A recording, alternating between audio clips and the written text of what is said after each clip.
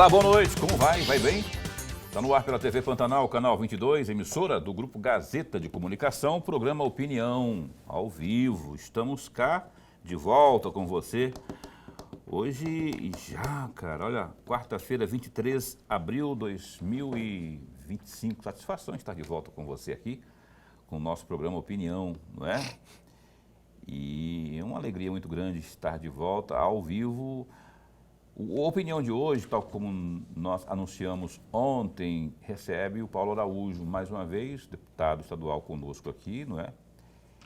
E ele veio aqui para falarmos sobre a atuação parlamentar dele, propriamente, os acontecimentos lá do parlamento e questões partidárias, enfim. Fique bem à vontade se você quiser interagir conosco, 999322529, é o WhatsApp aqui do programa Opinião. Quero fazer só um registro, na verdade, dar uma satisfação a você que nós tivemos um problema técnico com o nosso painel, não é? Você lembra que até ontem estava tudo ok.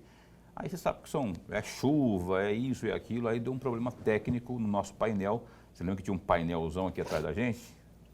Então, ele foi retirado para fazer as devidas adequações, as correções, enfim. Tecnologia tem dessas coisas. Então, logo, logo, nos próximos dias, a gente já vai estar retomando aqui o nosso painel no nosso programa Opinião.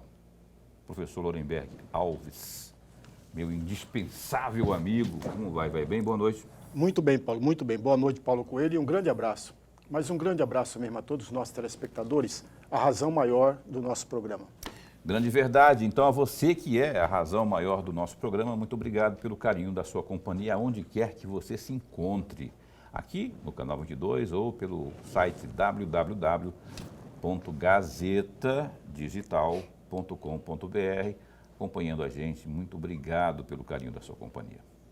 Ok? Deputado meu xará, Paulo Araújo, que tem o nome do meu pai. Meu pai chamava-se Paulo Araújo. Muito bom tê-lo aqui. Obrigado por aceitar o nosso convite mais uma vez, de bate-pronto. Eu gosto, o Paulo só não vem quando não tem jeito mesmo, assim, né? Ele tem, às vezes está viajando, aí não tem jeito, às vezes acontece alguma coisa, mas sempre que pode ele aceita, porque ele sabe da importância de comunicar com o público em geral, né? É uma forma, inclusive, de dar satisfação da sua atuação. Eu vou começar perguntando, rapaz, algo que me salta os olhos, que me deixa muito feliz enquanto cidadão matogrossense, que é o hospital que está aí, quase sendo entregue à população cuiabana e matogrossense, que é o Hospital Central, com essa parceria com o Albert Einstein. Passou pela Assembleia essa autorização, você então, com seus colegas, tem participação nisso, e tem gente que está falando, está criticando aí. Eu não entendo como alguém pode, seja parlamentar, seja jornalista, seja analista, tem muitos comentaristas aí botando defeito, sabe, uma grandiosidade de uma obra dessa. Não vejo. Enfim, mas eu queria que você dissesse suas impressões iniciais, como é que foi essa aprovação lá e como que você, que é um servidor da saúde, está agora como deputado, mas sempre foi servidor da saúde. Como que você vê isso, se você está tão entusiasmado, como eu, por exemplo, para logo, setembro, mais tardar dezembro, funcionando em pleno vapor? Boa noite. Boa noite, meu xará Paulo, professor Lorenberg e todos que nos assistem, né? Sem dúvida alguma. Eu hoje ocupo uma das principais comissões da Assembleia Legislativa, que é a presidência da Comissão de Saúde, Previdência e Assistência Social. E todo esse tempo acompanhando aí, fiscalizando o desenvolvimento aí dessa importante obra que é o Hospital Central. Sem dúvida alguma, eu conheço quase todos os hospitais no estado de Mato Grosso e muitos no Brasil. O Hospital Central, sem dúvida alguma, ele é um dos mais bonitos e um dos mais equipados. Ele vai nascer como um dos melhores hospitais do Brasil, sem dúvida alguma. Pois é, e como é que foi o trâmite lá? Não teve muito problema, porque assim, o Mauro Mendes, eu estive lá quando ele anunciou, isso há uns 15, 20 dias atrás, e colocou à disposição a equipe lá do governo, especialmente da Secretaria de Saúde, para que acompanhasse e ficasse à disposição do parlamento, para que todas as dúvidas fossem esclarecidas e, inclusive, aqueles parlamentares que quisessem emendar, quisessem dar sugestão, enfim, quisessem modificar alguma coisa lá. Como é que foi a tramitação? O governador Mauro, ele tem uma base significativa na Assembleia, né? Então, dentro dessa negociação, inclusive com a oposição, o deputado Lúcio fez algumas emendas, acho que acatou, que são emendas boas, que melhorou ali a qualidade do texto, inclusive, da lei. Então, nós não tivemos dificuldade na tramitação, até porque quem, em sã consciência, é contra uma inauguração de um hospital daquele porte, né? Eu sou servidor de carreira, em todo momento, logicamente, que eu luto para chamar os concursados, né? Até porque tem um concurso vigente. Por outro lado, quem é contra o Albert Einstein? O Albert Einstein, sim, eu que sou servidor de carreira, sou do setor público, mas não tem como falar nada do Albert Einstein. Porque o Albert Einstein é o melhor hospital da América Latina, né? E assim, normalmente quem vai para o Albert Einstein é pessoas que têm dinheiro ou têm plano de saúde caros, né, para poder ser atendido lá. Quando você tem uma instituição privada, né, de renome nacional, administrando uma unidade hospitalar aqui no Mato Grosso, mesmo eu sendo servidor público e defendo o chamamento de todos que estão lá aguardando o concurso público, não tem como ser contra. Não tem como ser contra. Não tem lógica, né?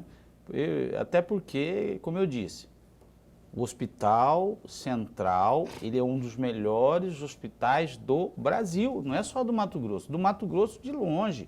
Se for comparar o Hospital Central, que é público, com os hospitais privados e com os hospitais públicos, você não tenha dúvida que ele nasce uma diferença muito grande de estrutural, equipamentos, né? Equipamentos de última geração. Os equipamentos do Hospital Central, pouquíssimos hospitais no Brasil têm. O Albert Einstein tem, né? Mas é um investimento grande por parte do governo do estado.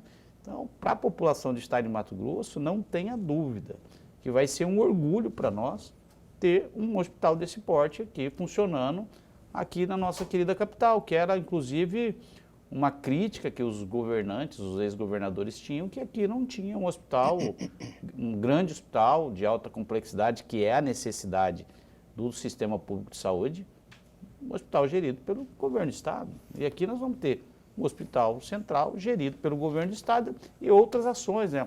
O governo está assumindo a gestão do contrato do Hospital do Câncer também, uma ação importante, né? Oncologia, priorizar a oncologia, aportar mais recursos financeiros para a fila andar mais rápido, né? Para ter mais resolutividade. O Hospital Júlio Miller é outra obra também que nós da Comissão de Saúde nós estamos fiscalizando, estamos em cima. É uma obra que tinha um convênio desde 2010. O Hospital Adalto Botelho, que há 3, 4 anos atrás nós visitamos, foi a pior unidade de saúde visitada pela Comissão de Saúde, está sendo reformada, né? É um hospital que ninguém dá muito valor, só dá valor quando precisa, né? Então, é uma unidade que também está sendo reformada, né? Assim como o CRIDAC foi reformado, ampliado. É uma assim maravilha esse CRIDAC. A coisa é uma bênção esse CRIDAC. Eu falo porque eu estive lá, eu vi aquilo que é oferecido, que é ofertado em termos de serviços públicos. Me perdoe ter te interrompido isso, mas o CRIDAC é uma maravilha. E é uma unidade administrada diretamente, né?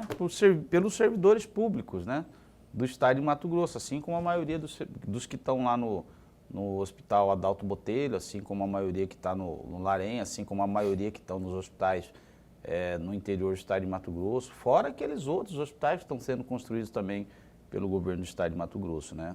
Juína, Tangará, Alto Floresta, Confresa, né? São hospitais aí que vai cobrir aí os vazios assistenciais que nós tínhamos anteriormente. Ok. O Lorenberg, por favor. Deputado, antes de mais nada, registrar sempre, mas sempre mesmo, a nossa alegria de tê-lo aqui no nosso bate-papo, na nossa conversa. Obrigado. Deputado, eu vou sair um pouquinho fora, porque tem aqui um projeto de lei do senhor, 1411 de 2024, que eu gostaria muito de ouvi-lo a respeito. Talvez o senhor não se lembre pelo número, né? Mas esse projeto 1411 de 2024 estabelece critérios para concessão de incentivos fiscais e concessão de terrenos públicos para empresas do setor agroindustrial, com o objetivo de promover a livre iniciativa e o desenvolvimento do município. Eu fiz questão, deputado, de trazer um trecho da justificativa desse projeto. Entre aspas, está lá na página 2 da justificativa. A função de incentivo, associando-se especificamente ao papel regulador do Estado, é a atividade de intervenção que tende, por objetivo, estimular e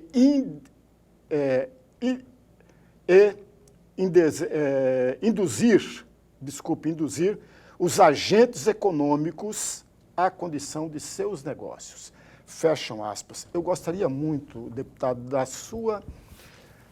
do seu comentário a respeito desse projeto que o senhor trouxe, que o senhor apresentou, e mais ainda, eu procurei de toda maneira saber onde que esse projeto está dentro da Assembleia Legislativa, não consegui ver até onde ele se encontra. Se o senhor puder me dizer, ou dizer a todos nós, onde ele se encontra.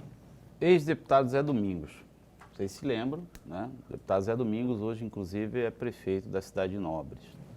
O deputado Avalone também, é um deputado que gosta muito de discutir a questão dos incentivos. E que a gente quis, quando nós propomos esse projeto, é justamente diminuir as desigualdades sociais. Minha família é lá de Alto Paraguai, né, resumidamente, Alto Paraguai. Por que as empresas não vão lá para Alto Paraguai? Por que as empresas vão para Lucas? Por que as empresas vão para Sorriso, Sinop, Cuiabá, Vargem Grande, Rondonópolis, né? E a maior parte dessas empresas, principalmente as grandes empresas, elas têm incentivos fiscais para se instalar nesses municípios, né? E em detrimento desses municípios que, eventualmente, têm dificuldade de ter essas empresas, né? Eu estou citando o Alto Paraguai, mas é exemplo de vários outros municípios. Quando a gente traz a discussão da questão dos incentivos fiscais, na questão das instalações dessas empresas, o que a gente quer é justamente provocar o governo do Estado. Às vezes a gente faz um projeto que é inconstitucional, a gente sabe que é inconstitucional, mas para poder trazer o debate, né? E o debate que a gente quis trazer naquele momento, né, na apresentação do projeto, é justamente alertar os deputados que nós precisamos trabalhar diretamente para poder equilibrar, né, para fazer com que esses municípios que estão nessas determinadas regiões também tenham as mesmas condições que outros municípios estão tendo de receber essas empresas. Se eu chegar para essas empresas que recebem incentivo fiscal de 80%, 90% de determinada matéria-prima produzida, se eu falar para ele, vamos fazer uma articulação aqui, uma negociação para você ir lá para Alto Paraguai, você vai ter um desconto maior, em vez de ser 90%, vai ser de 50%, então vai ficar atrativo o seu negócio em termos de concorrência. Então é isso que nós gostaríamos no momento quando a gente trouxe essa discussão, em que pese ter um projeto semelhante ao deputado Zé Domingos. Na verdade, esse é um projeto quase idêntico ao projeto do Zé Domingos, que é mais detalhado. De quem que é esse projeto? O projeto vigente do deputado Zé Domingos, ele trazia esses elementos, né, para poder fixar algumas empresas, dando tratamento diferenciado por parte do Estado. Tem do Zé Domingos. Não, o projeto. O projeto. Ele está falando do meu projeto. Do meu projeto. Pois é, entendi isso aí. Mas, então, ele se assemelha ao do Zé Domingos. A ideia do projeto é isso, trazer o Estado para uma discussão. O Estado, ele já pratica... o que é incentivo fiscal? As pessoas perguntam, muita gente fala, Paulo, me explica aí o que é incentivo fiscal. Muitas pessoas não sabem o que é incentivo fiscal. Até porque se confunde com renúncia fiscal às vezes. Não, o que é incentivo? O que é, quando o povo fala incentivo fiscal? O governo, ele cobra ICMS, né, de mercadorias, de serviços, né? Então, o que o governo fala? Fala, olha, empresa A ou empresa B, você vai esmagar óleo lá em Sorriso, eu vou te dar um desconto aí de 90% na sua cobrança do ICMS, né? Para você poder ir para lá, entre outras ações que o governo vai te dar isso, vai te dar aquilo, então uma série de itens lá da composição dos incentivos fiscais, para você ir lá para Sorriso. Você vai falar, nossa, é bom. Então, ao invés de eu ir lá para o Acre, né, ou ao invés de eu ir lá para São Paulo, eu acho que eu vou aí para o Mato Grosso, porque aí tem a mão de obra, tem a matéria-prima, né? Só que essas empresas, logicamente, elas estão indo para regiões onde tem acesso, né? Eu estou falando na BR-163, nós temos várias empresas que têm incentivo fiscal, assim como várias empresas instaladas aqui em Cuiabá, no Distrito Industrial. Mas o que nós queremos? Você imagina uma empresa de grande porte ir para os municípios onde precisa, né? Onde você tem carência ali de emprego. A exemplo do que aconteceu em Nova Marilândia. Nova Marilândia era uma cidade pequena, né? O senador Cidinho é um dos maiores empresários daquela região e instalou uma grande empresa lá. Hoje tem dificuldade, inclusive, de mão de obra, né? Um emprego pleno nessas regiões, como o Diamantino. A JBS está lá, não é à toa, nós temos rebanho, nós temos incentivos fiscais, né? Até então tinha mão de obra, hoje também não tem. A JBS está precisando de mão de obra, né? E está trazendo de fora.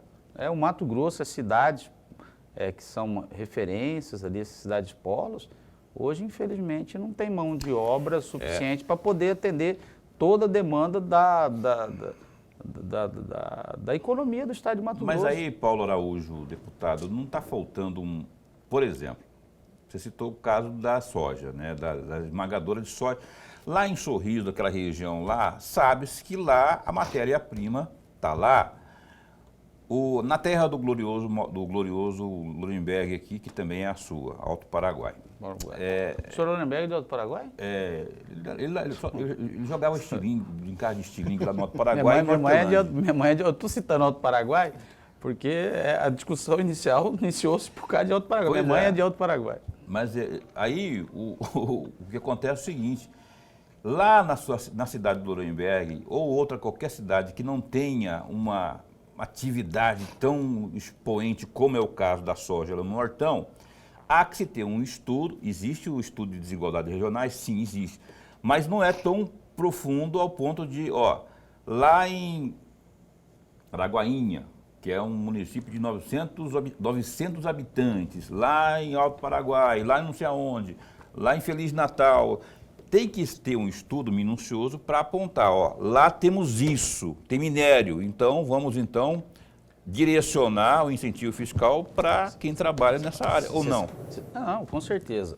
O que acontece hoje no Mato Grosso é uma coisa que a gente fala para as pessoas de outros estados ou fala fora do Brasil, ninguém acredita. No Brasil hoje, nós temos um país mega desenvolvido dentro de um país, que é do Brasil. Nós hoje temos emprego para dar de rodo, né? Em todos os cantos do estado de Mato Grosso, a agricultura precisando de gente para trabalhar, a pecuária precisando de gente para trabalhar, a indústria, o comércio precisando de gente para trabalhar. Você tem uma ideia, Alto Paraguai. Alto Paraguai, todo dia sai vários ônibus de Alto Paraguai, porque Diamantino, Nova Marilândia precisa de pessoas para poder trabalhar. Então, aquela região lá já não consegue produzir mais mão de obra para poder atender as empresas que estão ali. O exemplo de lá é o exemplo do Mato Grosso todo hoje. Então, eu não sei como é que está o percentual de desemprego a nível de Brasil, mas aqui no Mato Grosso o emprego é praticamente pleno. Praticamente pleno. Você tem... Falta um trabalhador. Por exemplo, operador de máquinas agrícolas. Nossa, você não tem pessoas para poder operar as máquinas. Qualquer fazendeiro desse, qualquer empresa dessa aí, hoje está pagando 9, 10, 15 mil reais para um operador, né, de máquina. Ou simplesmente trabalhar no campo, ou um emprego que exige um pouco mais de conhecimento. Então, hoje, se você abrir o Cine, ou agência de empregos dessas cidades aí, todas elas, Vaga, todas, o que mais muito, tem. mas muito emprego. Então tá vindo muita gente do Nordeste, né, para essas Porque empresas. não tem aqui. E eles, inclusive, estão anunciando lá no Nordeste. Aí está acontecendo um outro problema. Esse pessoal, Como é muito emprego, as pessoas vêm. com família, inclusive. Depois não tem onde morar. Porque não tem casa suficiente nas cidades. Exatamente. Aluguel foi lá em cima. Né? Porque essas pessoas vêm, elas vêm contratadas, vêm com carteira assinada. Aí chega na cidade, é um desespero atrás de imóvel. Né? E os imóveis ficam caros, né? Aluguel de kitnet, cidade tá R$1.200, R$1.400, R$1.500. Né? E não é só isso, Paulo Araújo, tem também a demanda que acaba suscitando isso tudo. Né? As consequências é o quê? O cara vai precisar mais de educação, vai precisar de matricular seus filhos, vai acessar a rede de saúde, quer dizer, é uma demanda. Se não tiver planejamento, fica... Paulo, quem imaginaria que nós chegaríamos, aliás, alguns imaginariam, né, logicamente, mas essa explosão, esse boom do agronegócio, tudo favoreceu Tudo. o Mato Grosso, né? E vai continuar essa briga Brasil, briga China e os Estados Unidos, sem dúvida alguma Beneficia Mato Grosso. melhorou a condição. E as plantas, né? O Brasil tem habilitado muitas plantas no mercado mundial, né? O mundo inteiro quer comprar do Brasil, produto bom, produto barato, né? Com qualidade. Então, quantas plantas frigoríficas não foram habilitadas? O Brasil conseguiu ampliar mercado, né? O Brasil vende hoje para a Europa, vende para a Ásia, que vendia pouco, vende para o Japão, está vendendo para o México, está vendendo para a China e vende para os Estados Unidos também. Né? Então, a produção brasileira hoje aí, ela está em toda parte do mundo, né?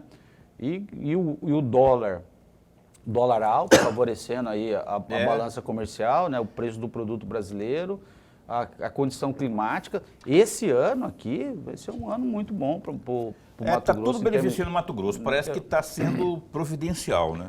Então, hoje o governo do estado, a máquina estatal, né, o governo como um todo, falar aqui o governador Mauro Mendes, com as contas em dias, pagando em dia, fazendo investimento em todos os municípios. Hoje, por incrível que pareça, às vezes tem licitação, você tem que ficar divulgando para as empresas, falar, pelo amor de Deus, pega essa obra. Aí as empresas sabem que eu falo, olha, eu não consigo, porque eu não tenho mão de obra para poder trabalhar. Vou dar um exemplo, Barão de Melgaço. Teve uma licitação se não me engano foi ontem, a orla de Barão de Melgaço, 14 milhões de reais. Essa licitação ela deu deserta 3, 4 vezes. Quando que anteriormente... Não tinha. Você tinha os empreiteiros todos desesperados nas secretarias. Esse quadro não tinha. Você vai lá na Cinfra, Secretaria do Estado, né? Secretário Marcelo Padeiro. Inclusive, mandar um abraço para o secretário Padeiro. Para mim, ele é um dos melhores secretários de Estado. O Marcelo, você entra lá, Paulo, na secretaria, você não vê um empreiteiro. Dificilmente você vê um empreiteiro perambulando por lá. As coisas Antigamente fazia fila. Não tem empreiteiro. Eu vou ter que ir para o intervalo comercial agora, porque já estão me buzinando. Os caras ficam buzinando meu ouvido aqui. Eu tenho que ir para o intervalo. É porque quando faz assim, é porque o Dorilio está ligando, dando bronca aí no povo também. Tem que chamar um intervalo comercial, né? A gente volta num instante só.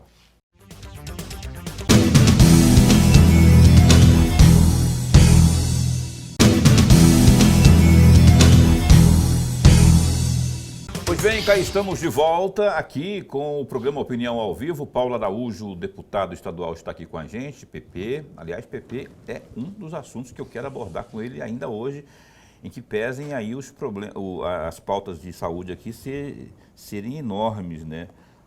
Mas eu quero antes chamar aqui o GD, que é o Gazeta Digital. Acompanhe comigo, olha só, ainda fala de saúde, inclusive. E o governador Mauro Mendes, do União Brasil, ele afirmou na quarta-feira, dia 23, que o Estado não irá interferir na gestão do Hospital Central em Cuiabá. Na terça-feira, dia 22, o governo assinou o contrato que encarrega a Sociedade Beneficente Israelita Brasileira Albert Einstein de administrar o hospital. De acordo com Mendes, o Hospital Albert Einstein terá total autonomia na gestão, inclusive para definir as contratações, aspas para ele.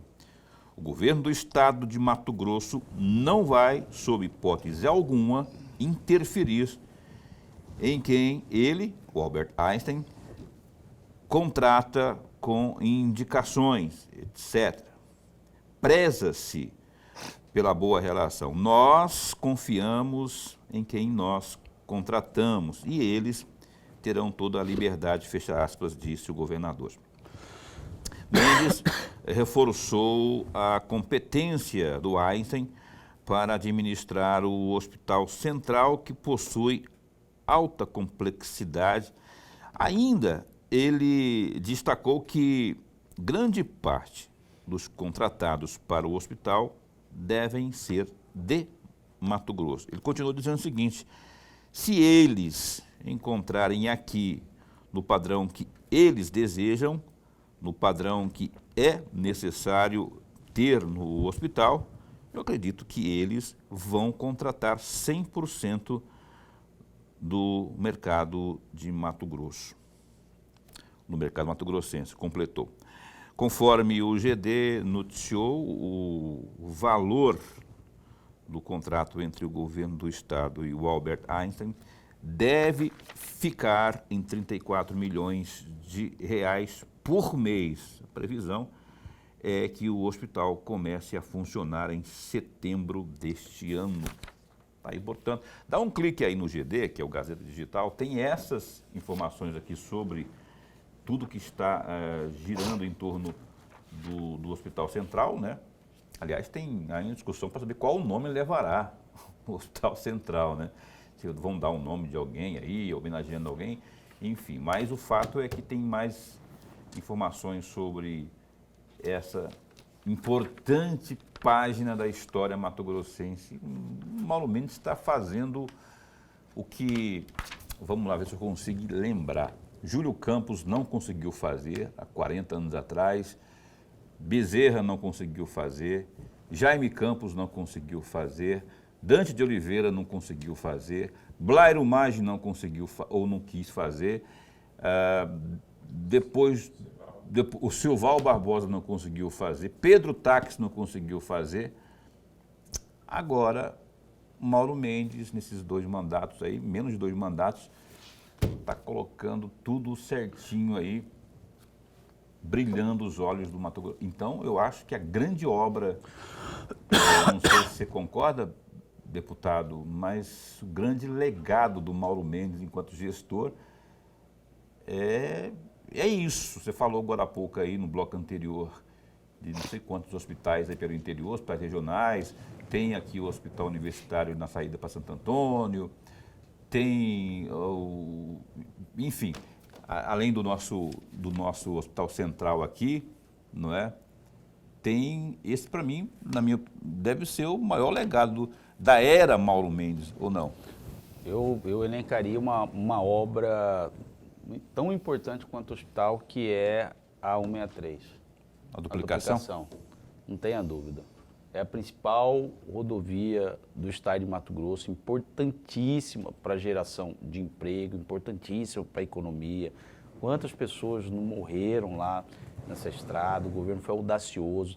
Todos os governos, sem exceção, eles querem federalizar para que o governo federal cuide. Aqui no Mato Grosso fez uma coisa que nenhum estado fez, que é estadualizar. A 158, a 163, né?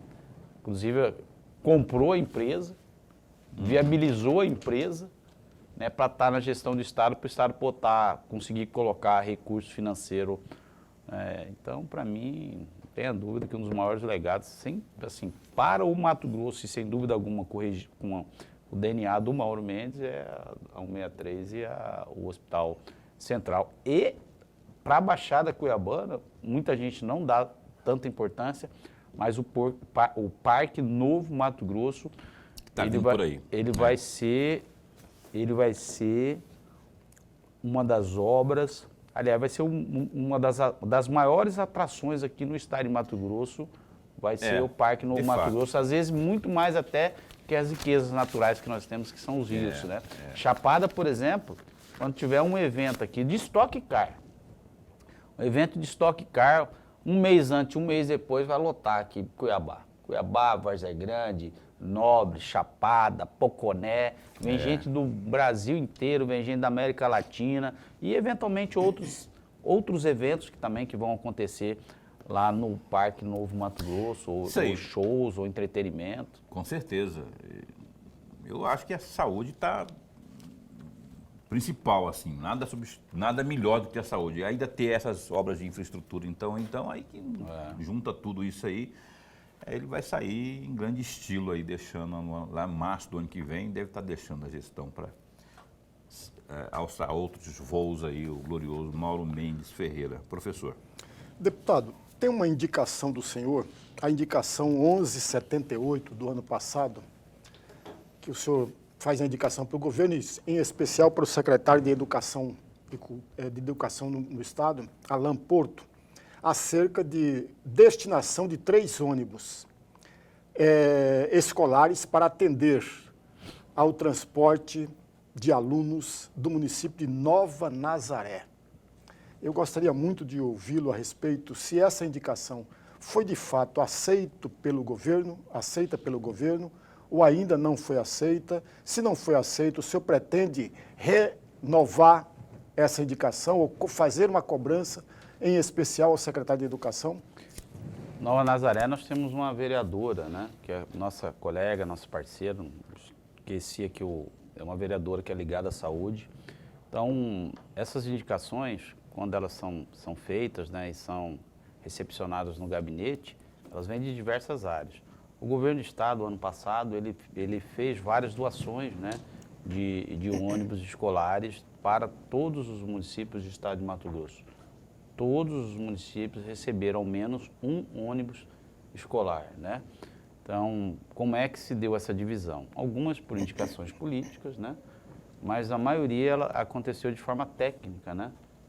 Diante da necessidade que os municípios todos têm. Todos os municípios do estado de Mato Grosso, sem exceção, eles precisam de ônibus escolares. Recentemente eu tive uma reunião, por exemplo, com o Barra do Bugs, né? Fiz um cálculo rápido com o secretário Alain da necessidade de ônibus para contemplar toda a frota, né, para renovar e dar condições de todos os municípios terem uma frota nova e atualizada. Cálculo por cima, tá? Não é um cálculo aprofundado. Algo em torno de 700 milhões de reais para poder suprir as necessidades dos municípios, né? Então, ônibus, com certeza, não tem só essa indicação, não. Nós temos dezenas de indicações de ônibus para atender os municípios. Primeira coisa que o vereador chega lá no gabinete, ele quer uma indicação. Preciso que faz, até para depois ele fazer a gestão política lá junto ao município, né? Mas todos foram atendidos, não foi só Nova Nazaré, não, todos os municípios. Eu conhecia uma vereadora de lá, a Patrícia Gonçalves, do PSD, ela, mas não sei se é essa que nós estamos falando, não. Que Lorenberg citou, que você citou aqui na resposta do Lorenberg. Eu quero voltar, rapaz, eu não vou deixar a saúde de lado de jeito nenhum, porque eu quero voltar a esse assunto aí. Bom, dessa tramitação que houve no parlamento recentemente, deputado, principalmente das sugestões que houve de emendas, houve duas. Qual que referia-se à absorção de aprovados no concurso? Essa não foi aceita pelo governo, né? Não. Então, não seria importante a emenda não é pelo governo, né? A emenda ela não prosperou na Assembleia. Foram 6 ela emendas. não prosperou na Assembleia. Foram 6 emendas, né, que foram apresentadas, essa foi a emenda que foi rejeitada. Pois é, mas não prosperou na Assembleia por orientação do governo, da base governista, porque assim, tem isso também, né? Assim, eu defendo o chamamento das pessoas que aguardam o concurso público, isso é fato. Os 408 vagas destinadas, elas são insuficientes para poder atender a demanda técnica da Secretaria Estadual de Saúde. E aqui eu não estou jogando para a plateia, né? Para o povo que está na expectativa de ser chamado. Eu estou falando diante de uma necessidade técnica de ter pessoas em diversos setores da secretaria, muito mais do que os 400. O Albert Einstein, por exemplo, ele tem as regras, as condições para ele vir administrar um hospital. E a regra é que ele faça a gestão da forma que o Albert Einstein gerencia as unidades, né? Então, a escolha dos profissionais, o perfil dos profissionais que vão trabalhar lá, é o perfil do Albert. Então, você viu até na própria fala do governador, né, nós não vamos interferir na gestão do Albert, até porque a condição do Albert Einstein vir para cá é que toda a montagem de equipe seja dele. Então, Tá certo, né? um inviabilizante era justamente isso. Eu escolho quem eu vou trabalhar, 100%. Porque é natural. Se não confiar no pessoal. Eles têm um padrão de qualidade, né? Então, qual que é o padrão, né? Então, qual é a exigência de qualificação? Eu também não sei como é que se dá a gestão do Albert Einstein, nós vamos saber agora. Então, com certeza, por exigência de contrato, quem escolhe os profissionais é o Albert Einstein. Ok. Isso que aconteceu. Eu chamo a Lorenberg aqui, mas eu queria fazer um registro aqui, porque eu esqueci de falar isso logo no começo. A melhor resposta para quem é contra, e tem gente contra essa parceria com Einstein, a melhor resposta quem deu foi a Virgínia Mendes, na minha opinião. Assim, ela foi, quando ela precisou, ela lá, quando era a primeira-dama do município de Cuiabá ainda, ela foi, porque ela tinha um problema de rins, porque lá que tinha um tratamento, né? O pessoal caiu em cima, né? Descendo o porrete. Agora estão trazendo o Einstein para todo mundo aqui, o cara continua botando gosto ruim em tudo. E, gente do céu, vamos acordar para a vida. O Albert Einstein, se eu não me engano, é o 22º hospital do mundo, do ranking. América Latina primeiro. É o primeiro. É o Albert Einstein e o Sírio-Libanês. Aí. Segundo. Então vamos ter aqui. Pena que não vai ser porta aberta, se fosse melhor ainda, mas não... É porque o hospital lá, a concepção do hospital é um hospital de referência em alta complexidade, né, com resolutividade. Então não tem como ser um hospital aberto. Deixa eu chamar a Lorenberg, por favor, professor. Deputado, eu estive anotando, fazendo algumas anotações aqui. Se esses meus dados não forem corretos, o senhor, por favor, me corrija sempre. Na produção de propositura do senhor. Pelos meus dados, são 16 requerimentos, 60 projetos de resolução, uma moção de pesar, 92 indicações, 120 projetos de lei, 123 moções de aplausos. Se o senhor estivesse caminhando pelas ruas ou numa praça e um eleitor do senhor o parasse e pedisse ao senhor destacar 2 ações destas proposições que eu falei, qual delas o senhor destacaria 2 e justificar por quê? Olha, eu não vou cometer uma indelicadeza com o Paulo Araújo, porque senão ele vai começar a responder e eu vou ter que interrompê-lo. Vou chamar o bloco comercial, certo? 1 minuto e meio. Aí ele responde à vontade, porque ele tem muita coisa para falar, né? São muitas proposituras, muita coisa para dizer. Então a gente vai para o break e a gente volta 1 minuto e meio aqui com a resposta com o deputado Paulo Araújo, um instante só.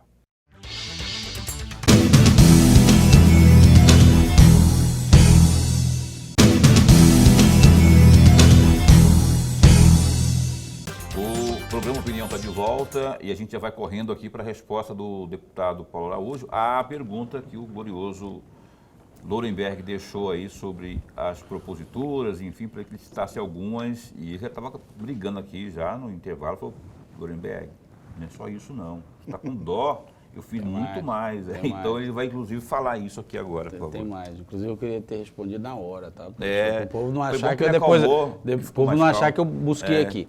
Então vamos lá. O que eu acho uma das principais, uma das mais importantes, né? A questão do SAMU.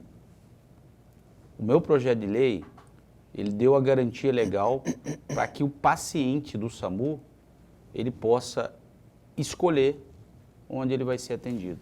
Antigamente isso era proibido.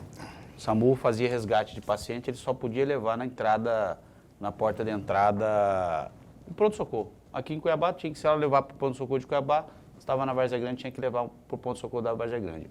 Às vezes, o paciente, o cliente do SUS, ele estava em sã consciência e ele tem um plano de saúde. No momento do resgate, fala assim, não, eu quero que me leva lá para determinada unidade hospitalar, porque eu tenho um plano de saúde aqui, lá uma porta de entrada e tal.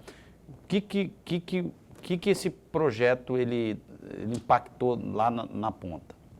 A diminuição de gasto do sistema público de saúde. Muitos pacientes, só por obrigatoriedade do resgate, ter que levar para o pronto-socorro, ia para o pronto-socorro e de lá o paciente tinha que fazer uma outra escolha, gastar, às vezes, pagar ambulância para ir para outro local, né, onde ele queria ser atendido. Com isso, facilitou muito facilitou, deu a oportunidade para o paciente, para o cliente do SUS, escolher o melhor local. Não tendo condições de um paciente fazer opção, né? Dá um exemplo, um paciente tomou um tiro, está lá inconsciente. O resgate obrigatoriamente leva para a unidade pública, né?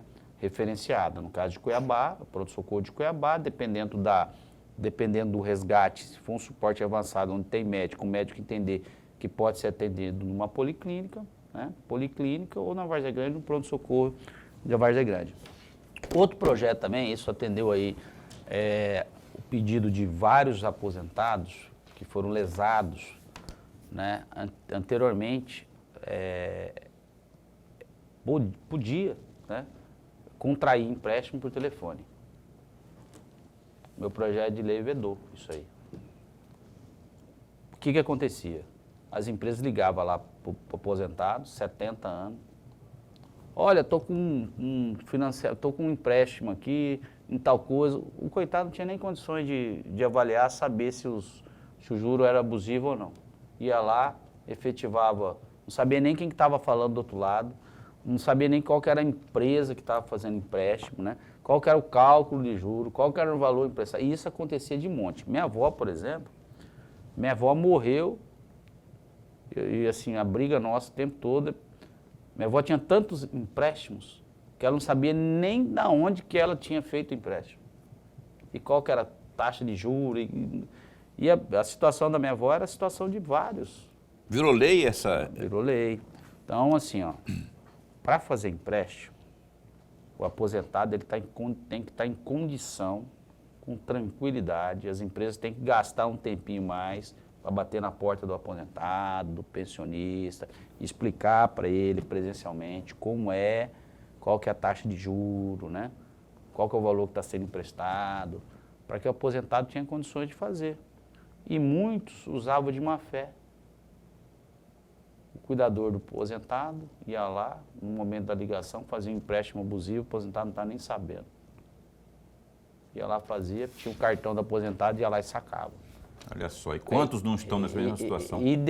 Vários. Eu fiz por causa disso, vários. Uhum. Isso não é uma vez ou outra, não. Isso que eu estou falando, isso acontece muito, né? Então, assim, o empréstimo foi contraído por telefone, está irregular, não pode. Tem uma lei no Mato Grosso que impede. Ok. Antes de partir para a próxima pergunta aqui, rapidinho, Nájila, tem uma página que as pessoas às vezes perguntam, o que é esse tal de Paulo Araújo, aqueles que não votaram nele, obviamente, tem produzido no parlamento? Tem uma página que possa acessar, onde tem as leis do glorioso parlamentar? Se tiver, eu sei que o Instagram dele é @deputado Paulo Araújo. Lá tem, eu sei que eu já dei umas pesquisadas, lá tem muita coisa, não sei se tem tudo, mas tem muita coisa, você pode saber mais sobre a atuação parlamentar do glorioso Paulo Araújo. Oficialmente pelo site da L. Tem também pelo site da L, que é www.almt.gov.br também. Lá tem de todos os deputados, né? Até bom que você ia ver, faz comparação sobre quem está produzindo e quem não. Deputado, eu vou caminhando para o final, que não posso deixar de abordar o seguinte, está vindo aí uma fusão do seu partido com o União Brasil.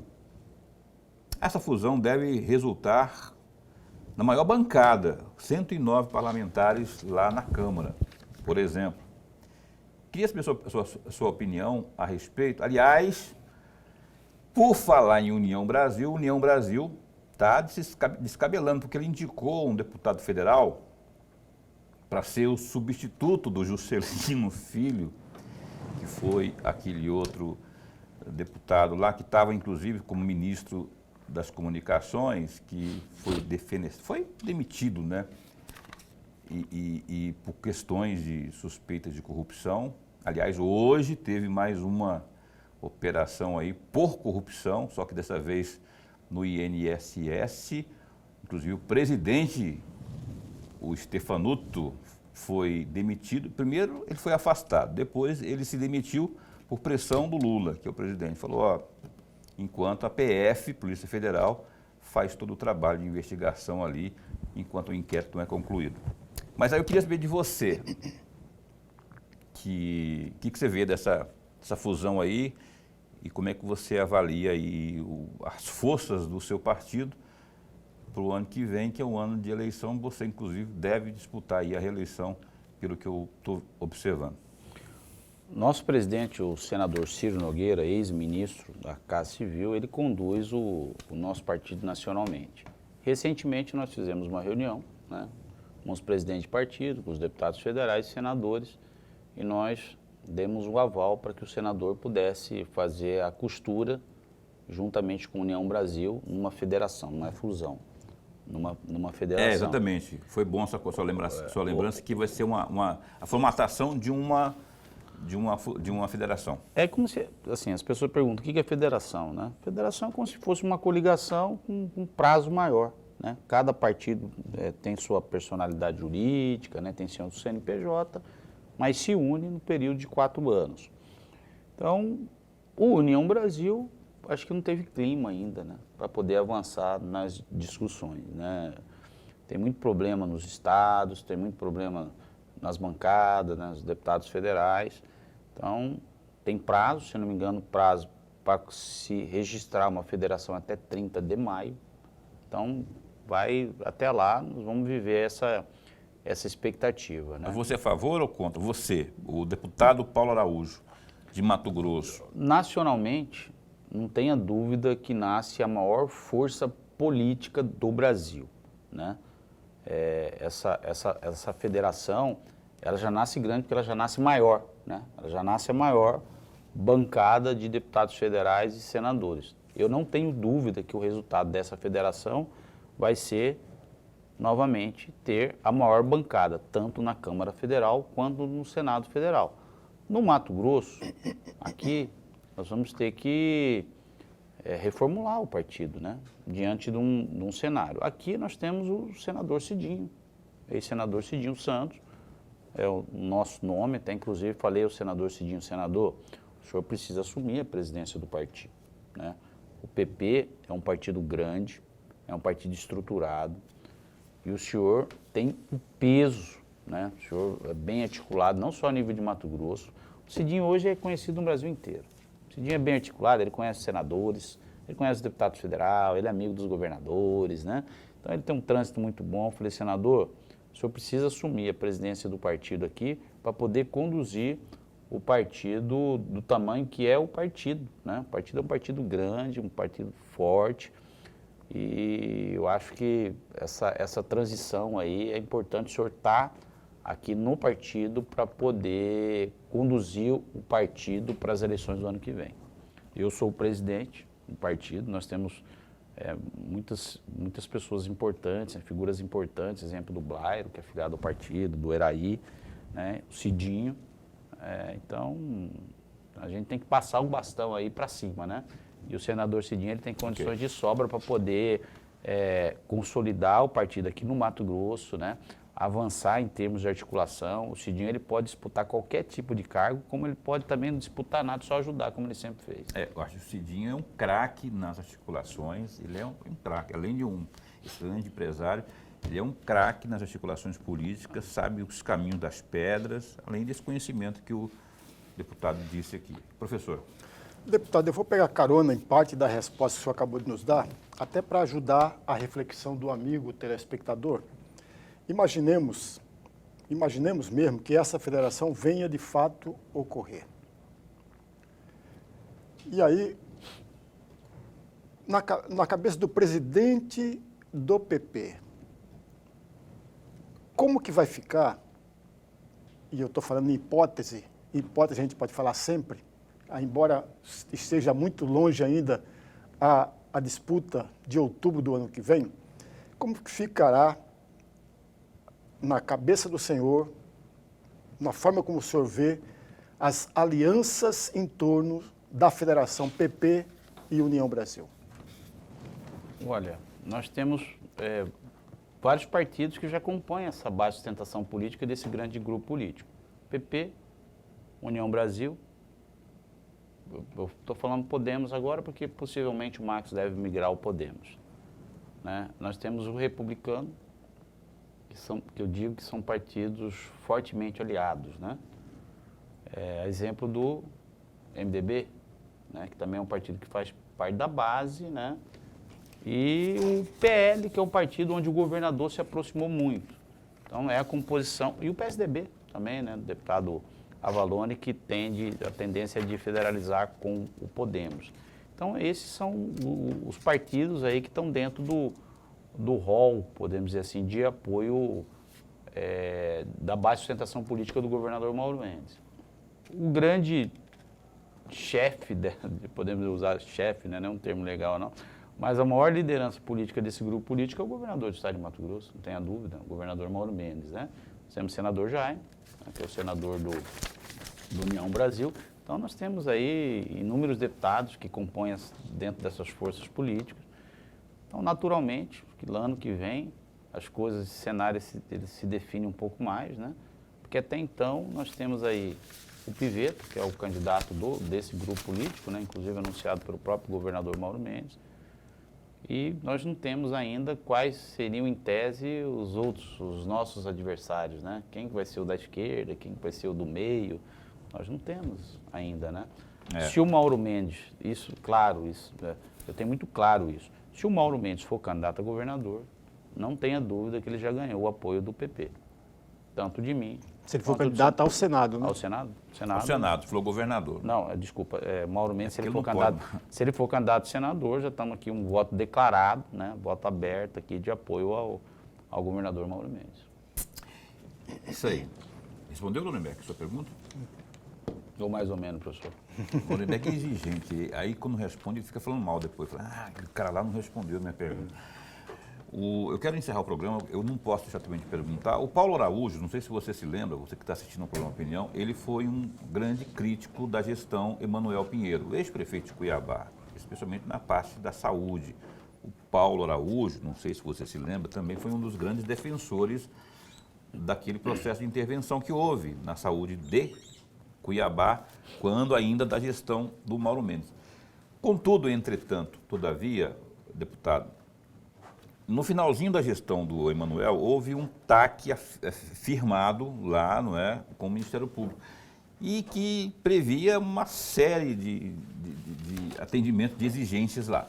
Só que, como veio aqui o Milton da Silveira, esteve, o promotor, recentemente aqui no programa, dizendo que, quanto, Lorenberg? 20%, eu acho, né, de 100%, 20% não tinham sido... Não, ao contrário, 80% não cumpridos. Só 20% tinham sido cumpridos, 80% não cumpridos. Mas o TAC foi firmado com a intervenção e não na gestão do Emanuel Pinheiro. Foi antes, foi na intervenção. Foi, mas durante a gestão. No finalzinho da intervenção. Mas foi não foi na gestão do Emanuel Pinheiro, mas foi ainda antes da assunção do glorioso Abílio.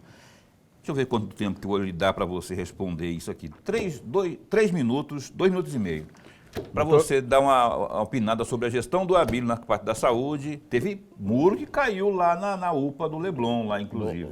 O doutor Milton, o professor Milton, o promotor Milton, ele é até acompanhado de perto, supervisionado, até brinco com ele. O doutor Milton, ele se tornou um grande técnico da saúde, né? Então ele está muito de perto, muito próximo, acompanhando as questões envolvendo aí o município. Eu confesso que com relação aos municípios, né? O meu foco hoje como presidente da Comissão de Saúde é atuar diretamente nas questões onde o Estado está envolvido, né? na questão dos hospitais regionais, na questão das ações pertinentes à gestão estadual. Com relação à gestão do prefeito Abílio, eu estou acompanhando como morador do município de Cuiabá, né? E a gente torce, pelo menos na montagem da equipe, colocou pessoas responsáveis, pessoas técnicas, né? E a gente torce, no meu caso a gente ora para que continue assim, né? O que atrapalhou muito a gestão do prefeito Emanuel Pinheiro, sem dúvida alguma, foi a questão da corrupção, né? De não ter a questão da corrupção já é meio caminho andado. Os demais é SUS ter uma cartilha, não tem muito o que você fazer. Né? Se você pegar lá a cartilha do SUS, seguir a cartilha do SUS e não roubar, nós não vamos ter problema. Ele não vai ter problema. Não apoiei o Abílio, tá? O Abílio não foi meu prefeito. Sim, a gente lembra disso. Mas coloquei recurso financeiro na saúde, acredito e confio na gestão, até que prove o contrário. Nós vamos torcer aí para que o Abílio seja um bom prefeito. A Lúcia Helena goza da maior credibilidade no setor, enfim, está lá e tem toda a nossa expectativa e voto de que as coisas possam dar certo realmente, nossa querida secretária de Saúde de Cuiabá. Vou ter que encerrar aqui o programa, porque não temos mais tempo, senão para agradecer aqui ao nosso caríssimo deputado Paulo Araújo, que veio aqui mais uma vez ao programa Opinião. Muito obrigado. Na semana que a gente está aí já contando, o Opinião faz aniversário dia 27 agora, não é? Então, 5 anos. O Paulo já veio algumas vezes aqui. Deputado, muito obrigado por ter vindo. Esse espaço continua a postos para bem informar. Eu que agradeço mais uma vez a oportunidade, né, das pessoas que estão nos ouvindo, o Paulo, meu xará, o professor, né, Lorenberg, e deixar o nosso gabinete, o gabinete deputado Paulo Araújo à disposição, ou as nossas redes sociais. Você pode interagir com o nosso mandato, né, mandando ali no nosso Instagram, no nosso Facebook, né, ou pela própria Assembleia Legislativa, pelo site da Assembleia Legislativa, comunicando diretamente com o nosso gabinete. @deputado Paulo Araújo no Instagram. Lá tem tudo lá. O pessoal abastece direto lá. A Nájila, que está ali, uma grande jornalista, assessora, voltou, ela tinha ido, o glorioso Paulo falou, não, quero de volta aqui. Ela voltou para lá e está todo gás, grande colega da comunicação, que a Nájila Antunes, é Nunes, né? Nunes. Eu falei Antunes, Mas ninguém escutou. Obrigado, então. Obrigado, Nájila, pela força também aqui na pauta. Obrigado, deputado. E Lorenberg. Até amanhã. O glorioso, o senador da República, Wellington Antônio Fagundes, vai estar conosco amanhã às 19h30 ao vivo aqui. Mais política e mais assuntos referentes ao Congresso Nacional e Mato Grosso, eleições e por aí, do ano que vem, por aí vai. Amanhã, às 19h30, o Wellington Fagundes conosco aqui. Então, fica assim. Até lá. Se cuida. Fica bem. Fica com Deus também.